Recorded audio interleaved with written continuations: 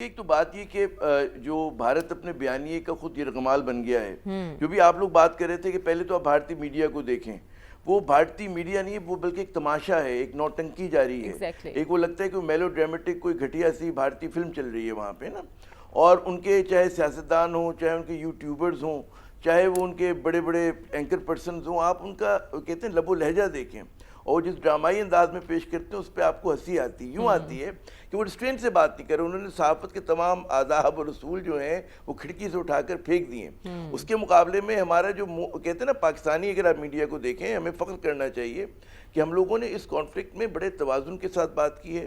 ہم نے کوئی شرنگیزی نہیں پھیلائی، ہم نے ہسٹیریا نہیں پھیلایا، ہم نے نفرت نہیں پھیلائی، اور ہم نے بات ریسٹرینٹ کے ساتھ کی ہے.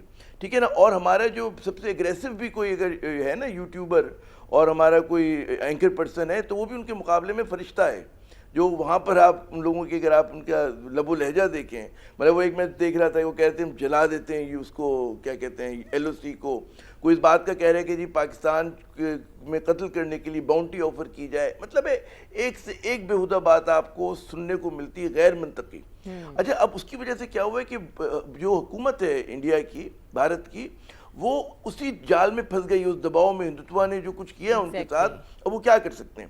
اگر کیا وہ کھلی جنگ کریں گے پاکستان کے ساتھ؟ میرے خیال میں اگر وہ کریں گے تو اس کا جو ہے ٹھیک ہے پاکستان کے لیے چیلنجنگ ہوگا، ان کے لیے بھی اتنا ہی ہوگا. ٹھیک ہے. اور زیادہ اچھا پھر کیا وہ سرجیکل سٹرائک انہوں نے دو طرح کی ہے. ایک تو انہوں نے اپنے خیالوں میں کی ہے. آپ یاد کریں کہ انہوں نے کوئی سرجیکل سٹرائک نہیں کی اور انہوں نے دعویٰ کیا. ٹھیک ہے نا. اس کا وہ ان کا جھوٹ ہمیشہ بے نقاب ہوا. ایک پھر انہوں نے ایسی سرجیکل سٹرائک کی جس میں انہوں نے ایک آدھ کوے کو مارا اور اس کے بدلے میں ان کے 2 جہاز گر گئے.